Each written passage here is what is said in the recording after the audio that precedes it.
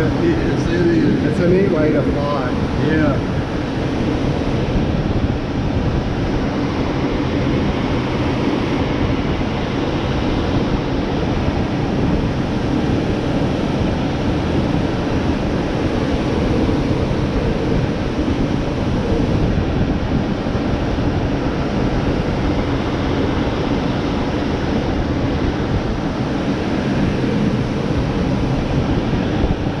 I've been on big planes and stuff, but I've never been anything like this. Yeah, so they call these small planes, right? Like, it's amazing how different. Right. You know, like, I mean, this is what aviation's really about. Oh yeah, I mean, this is where it started. Yep. And like, just a couple or a few generations before us, you know, that's what's so wild. I know. My grandfather, he was born in 1910. He saw the whole thing. You know? Oh, yeah, that's cool. He passed away.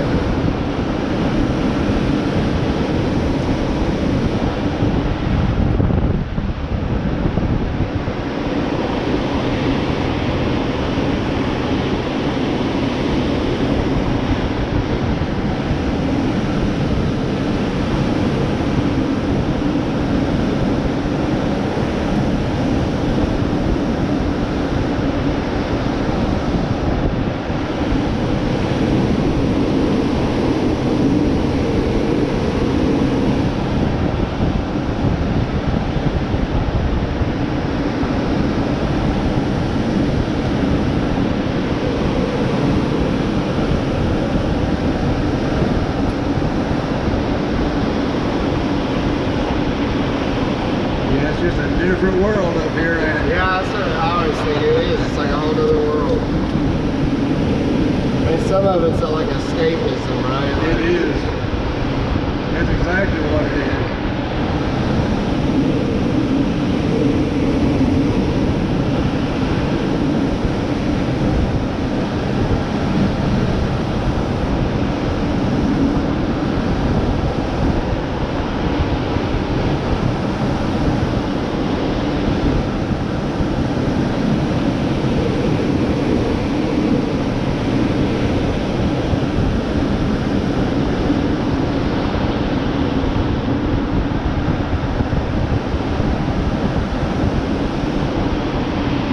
Takes a lot of getting used to.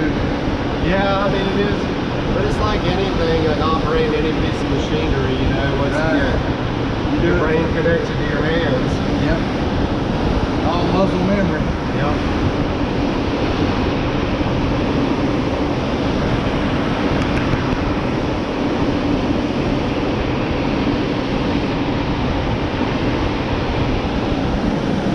So how many flights a day do you do? So, like I was telling somebody this morning, like we have, every couple of years we'll do like a big Boy Scout group. Right. And the most I can do by myself is like 12 or 14 like rides or flights in a day.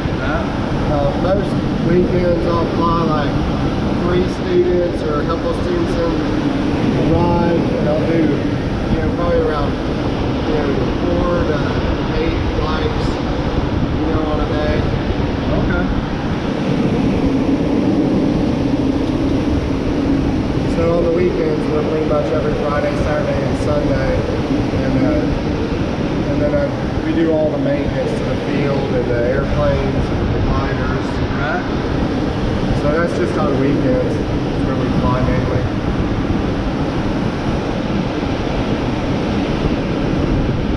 And like we were just last week, we were over in Jasper.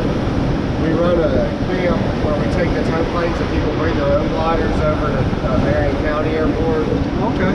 So we were over there living in the campground at Shell Mound there, I guess for about 9 days while we towed gliders over there. So we'll do that in the springtime. We'll take the tow planes to like 2 or 3 different places and people will go there. Is that the same airstrip they parachute from? Yeah. Okay. Yeah, they were over there. They jumped. Not a lot while we were there, but we saw them jumping.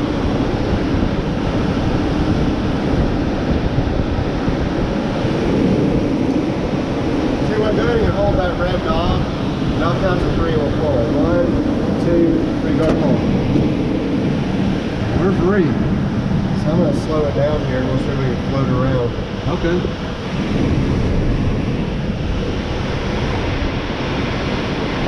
So that's the Ocoee, and it comes into the Hiwassee just past that bridge. There's a campground there. Yeah. And then they go out to Tennessee's in the middle of the valley.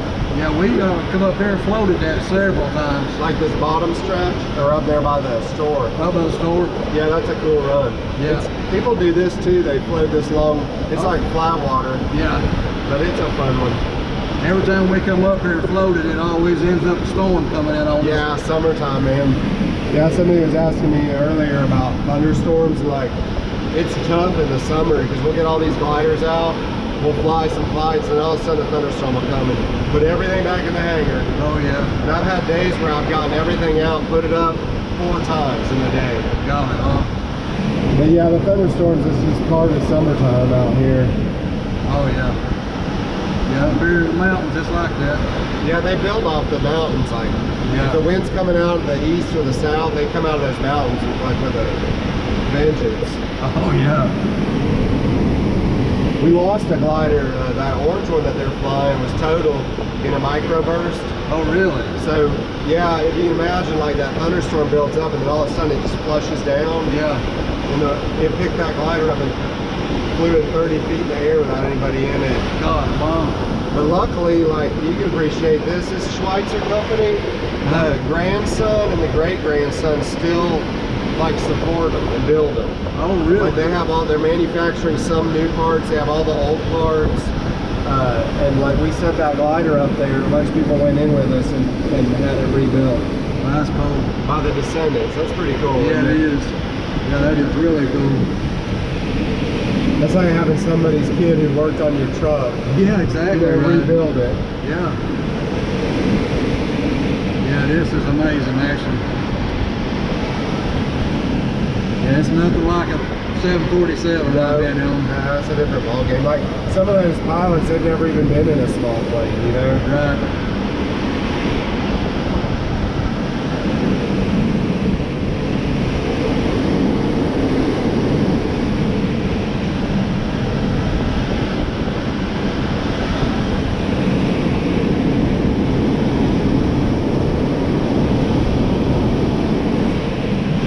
Different perspective of the world, that's for sure. Yeah, you realize like we're all just like, you think about your own place as being yours, but you see it's really a bigger picture. Yeah. And just to see the landscape, like the mountains. Yeah, that's what I like. That one way down there sticking out is Fort Mountain. Oh, that's down there behind my house. Y'all live out there, huh? Well, you can see Fort Mountain nearly, if it wasn't for the rest of the hills, yeah, right. You can see it from where I live. Yeah, these mountains, it's pretty amazing, man. Like, yeah, Shannon actually lives at the foot of it, down there on 225. At which mountain? Right, just past Fort Mountain, down there. Like over on this side of the valley? Yes. Yeah. Hey, there's supposed to be a track, like, there's a warehouse, and guys have been, now I've never seen it, but the family that owns this land, one of the kids is our age, and he was telling me that one of those warehouses, like if you head south on 411, like after you cross the state line, you drive for a minute, and then there's some old carpet mill warehouses on the right. And he said on Saturdays he'll see a sign that says RC car races. Okay. And there'll be like a shit ton of cars outside of that warehouse. They'll be inside carpet racing then, yep.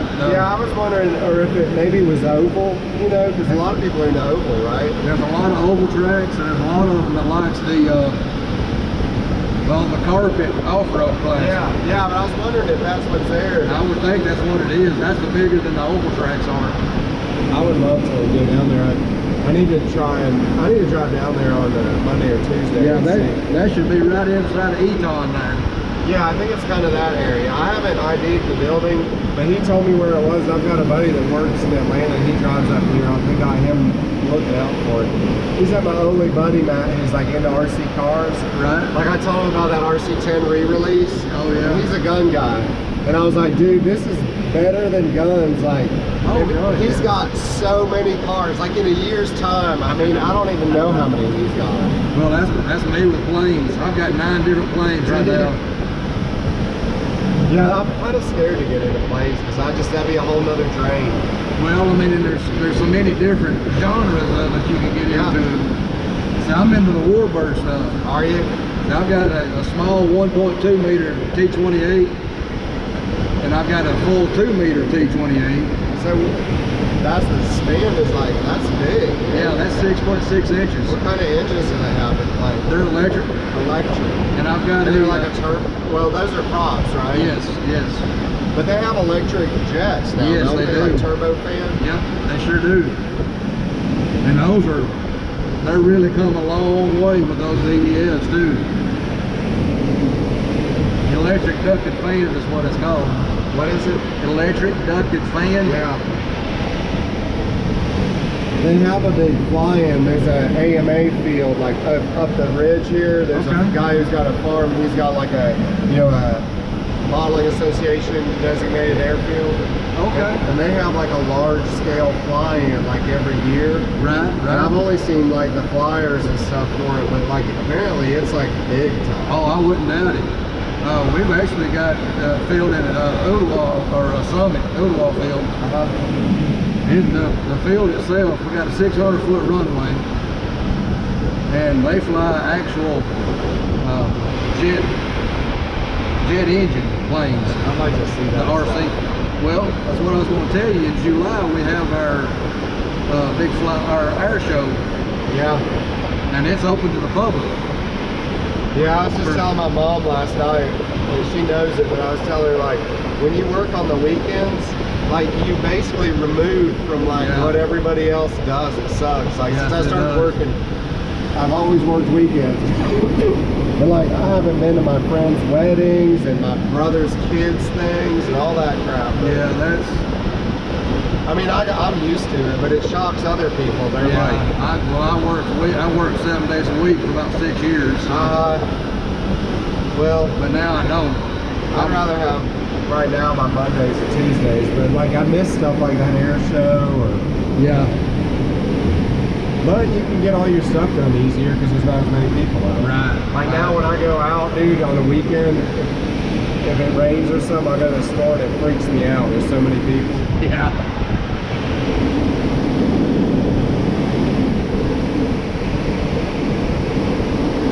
I was trying to work, there's like a little, so when the wind blows over the mountains, it'll actually create like a little wave back here, and I have a little bit of, like you can feel it right here. You go up, yeah.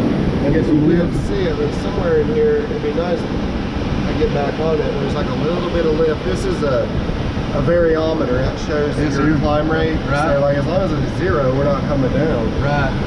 But if you can get in positive, then you'll climb. Yep. Trying to find this is elusive sometimes. You're right in it. Yeah, we're in it. Rolling up a little bit now. I always tell people that as long as you're 0, you're good. Yeah, I can feel the nose come up a little bit when you get into it. Right there. Yep, right here. Me, yeah. You're going up now. So it's kind of like a wave in the river, you know. If you imagine the Hiwassee, that air mass is flowing over that ridge line. Yeah, we're up to 1 right now. Up. Climbing rate. But yeah, I've got P51, 1.3 meter. I've got a T6 Texan. That's all cool. That's balsa with actual. Wow. Now, did they build it, or did you get it from somebody who built it, or how did they? It was already built when I bought it, but it never flown. Like somebody had built it. Yeah. And they never flew it. Never flew it. That's awesome. I've had it for nearly a year, and I hadn't flown it yet either because I don't know that much about the nitro, the actual gas engine that runs it. Yeah, that's a whole nother learning curve. Yeah. Yeah, it's interesting. Even in the RC cars, you remember when we were kids, nitro was the top of the thing. It's coming back. It's coming back, but like electric engines, the only thing I figure that they can't do in the racing is, I think the nitro cars, they run like a 45-minute mains, and the electric you can't do that. Yeah, about 10, 12 minutes as long as you can fly with those, or run with those. Yeah, so I guess like, that nitro stuff, like that'd be cool. Yeah, it just depends on how big a tank you can fit in it, and to get your center of gravity right with it. But it's the same concept as this right here. I mean, you got to have your center of gravity. Yeah, it's all aerodynamics is the same. But Yep, it's the exact same.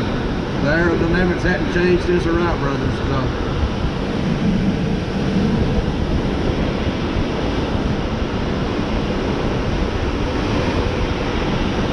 And you know what's amazing? As scared of heights as I am, Yeah. it don't bother me. well, I am too. Like if I get on a cliff, Yes. but like The ladder. in this, you're in it, you know, and you're controlled, you know, descent. Yep. Yeah, I've had jobs where like I was scared to go back to work from lunch because like we were working, putting insulation in metal buildings like Yep. up high, and I was like, man, they had me crawling around in the trusses and this damn with like a 40 feet below me was a concrete floor. Right. I've done that. I can remember thinking, man, it's when you're scared to go back to work after lunch, that's a bad deal. Yeah, it's time to move on. Right. Time to find somewhere else to work. But I guess there's some people it doesn't bother them. Oh, there's a lot of them don't have no fear at all of heights. See, even us, sometimes I still have to get up on top of my trailer when they're loaded at 13'6". Strap the load on or Yeah. something. Yeah, yeah, I get down squat, Yeah, creep around. yep. Yeah, this is... So what's your day like? You go load and then go deliver. How many loads will you do? Like just one or two a day, or? It just depends on how busy we are. It's like those storms we had, well, the tornado we had. Right. They came through in 2020. We'd come Y'all in were at, hustling. oh yeah, we'd come in at 6 in the morning. We'd work till 6 or 7 So that you night. get overtime and stuff when you do that? I do. But sometimes we would get 4 or 5 loads a day and have 3 or 4 stops per load. Which is So you still, have to unload stuff and then strap it down and move on. Huh? yeah. Yep. Yeah. Yeah, so this is like a little bit of wave coming off the mountain. That's cool. Yeah, Where it we is. at now? We're You still feel at it. 3,000 feet. Yeah. Yeah, that's cool. That's 60 miles an hour. Yeah, it's weird when you're up here and like just floating. Oh, it don't feel like it, yeah.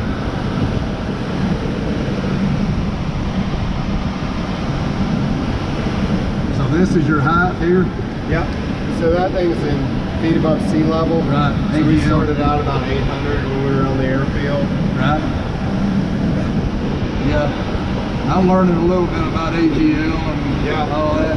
Well, you know what's cool is these the books for the pilot tests and all that, learning to fly airplanes or gliders or anything, Right. helicopters, they're all free online. You can download them from the FAA publications website. Okay. So if you put in like airplane flying handbook or glider flying handbook and then spot space .pdf, Yeah. it'll give you a link to like those downloads.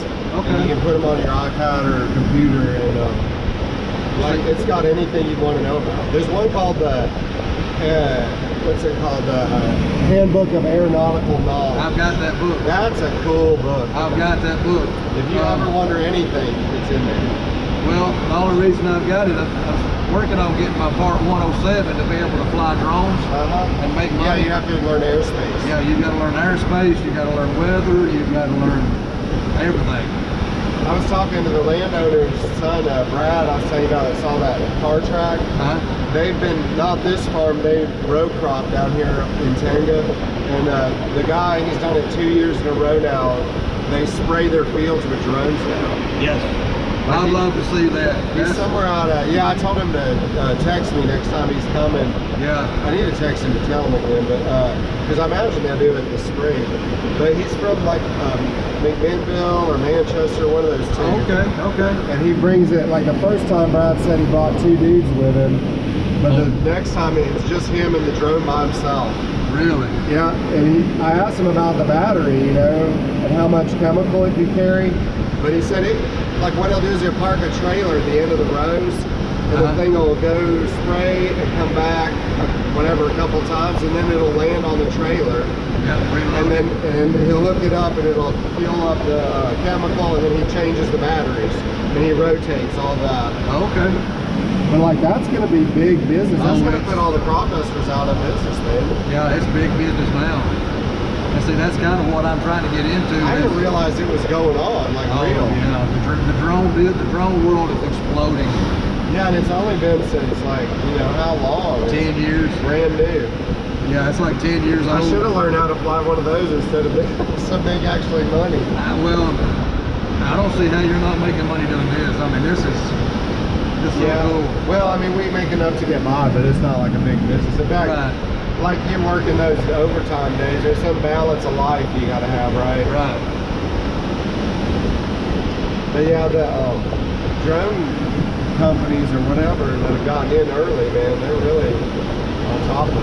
Well, yeah, the Pilot Institute is the one I'm going through to learn. What's it called? The Pilot Institute. Okay. It's online. But they'll train you to fly drones, even gliders, aircraft, and you go at your own pace. Yeah. And it does like the ground training, the ground school. It gives you all the ground school, all the book knowledge. That's cool. And I spent $150 on the course. And it's a 2-week course, but I've had it for 6 or 7 months. I just got like practice tests and stuff. I've got, yes. Yeah, it took me a while to get all the written stuff in the gliders. Took me a while. The flying part was easy. You'll see that's what I'm looking at. I mean, you actually go to an FAA testing class or sales center to actually take your Part 107. Hey, you want to take the stick? You can fly, I'll do the pedals. Oh, okay. Which one? You tell me what to do. Well, we just stay close to the airport here. We'll be good. Yeah, that testing stuff, you know, I'm test taking anxiety. I don't like to take tests, but it's not that bad if you study those practice tests and all that. Right. You tell me what to do here. Well, we're cool just flying around. You make some turns. You kind of know how it works, I imagine. So. Oh yeah, I got it. I mean, I understand the like I said, as long as we stay close to the airport, I'll land it when we get down.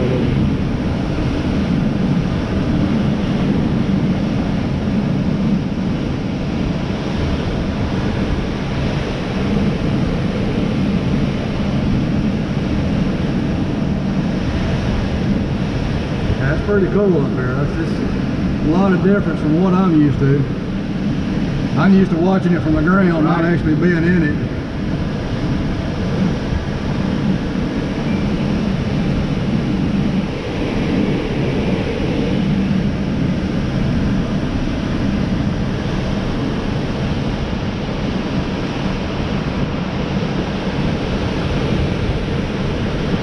Yeah, this is weird.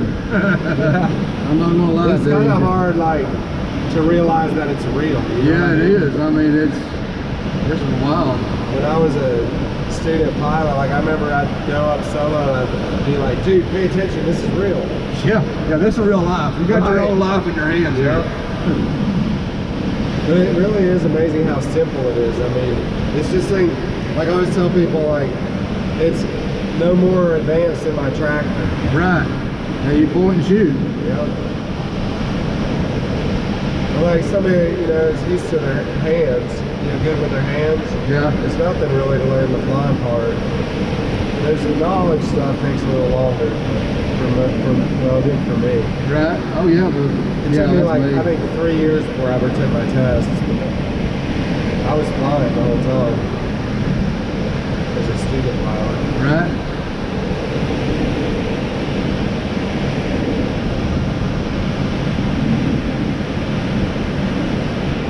Yep, there's that wind, that wave you was talking about. A little bit of it. Yeah, you feel it shoving you around, you know? Yeah. Oh, this is cool. I'm not gonna lie. I told her when we got here, I said, this might not be a good idea. Yeah, I tell you, that's the truth for some people.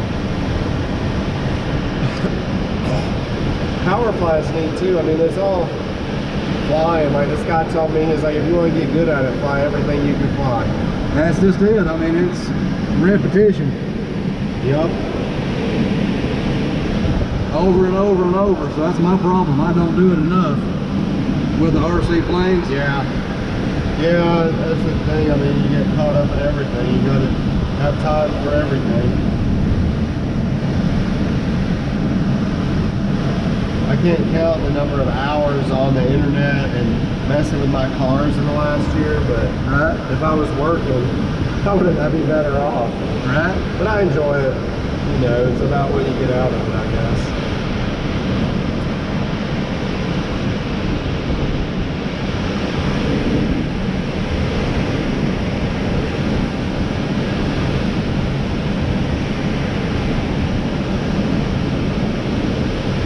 Yeah, it'll take me a while to get over the nerves, but yeah, it's like anything. I'd be nervous driving the big truck. yeah. And you have to drive in traffic too, right? Oh, a lot of it every day.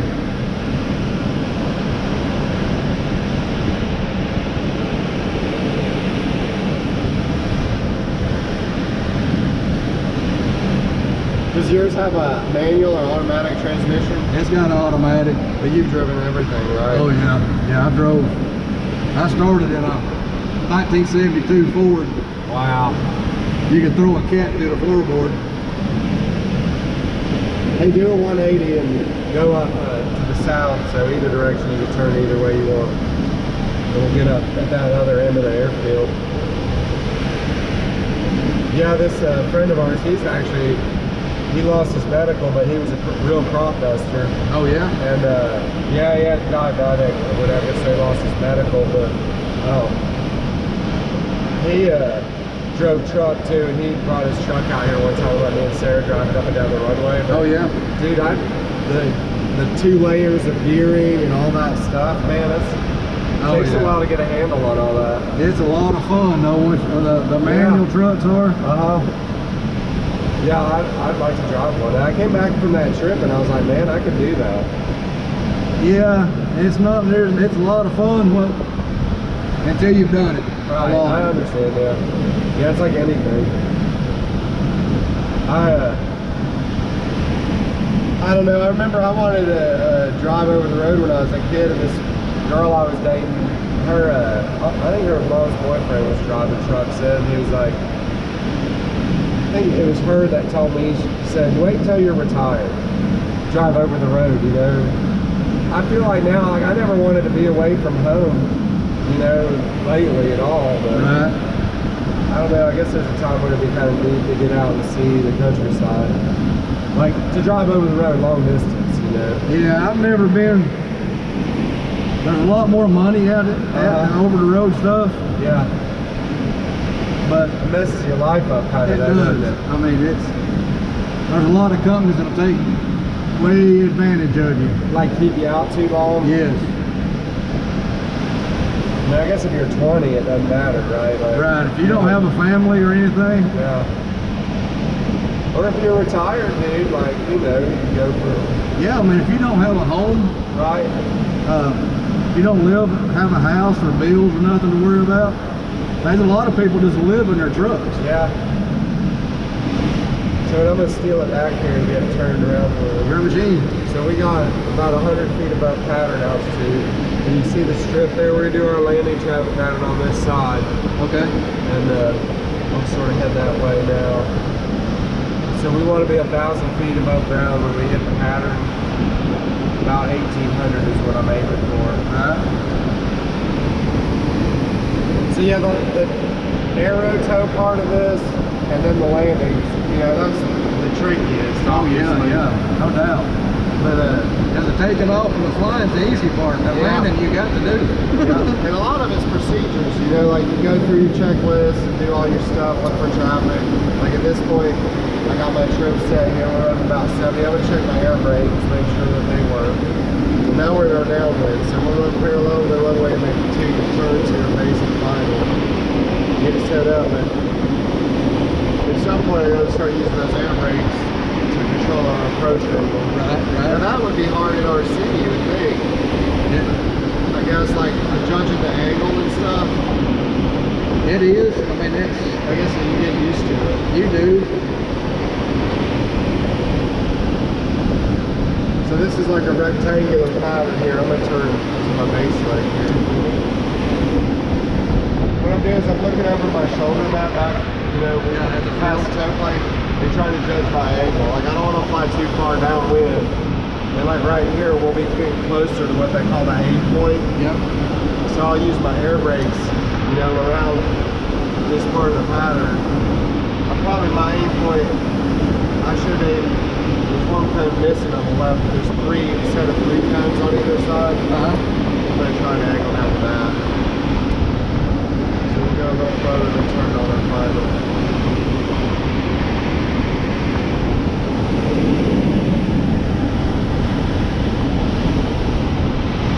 Oh, wow. Yeah, I didn't want to take it that steep, but I didn't know where the stall was. She'll turn steep. I speed up quite a bit in the landing pattern above stall. So I try to fly about 70 through the landing pattern. Right. Same with us in here, I don't know, it'd probably stall like in the low 40s or late 30s or something. Yeah, I didn't know where the stall was on it. So.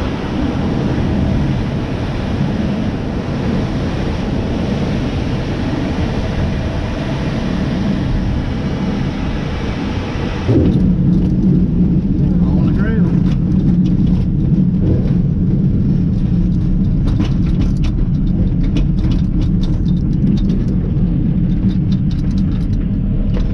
That's got some good brakes on it too. Yeah, it's got a Cleveland disc brake, it's pretty good. Some of them just have old, like the training gliders got a drum brake. So yeah, isn't that wild? I love it, man. There ain't no doubt about it. The whole thing's cool. I mean, the history, like you were saying, the machines, being able to be up in nature like that. Yeah, and no power. Yeah,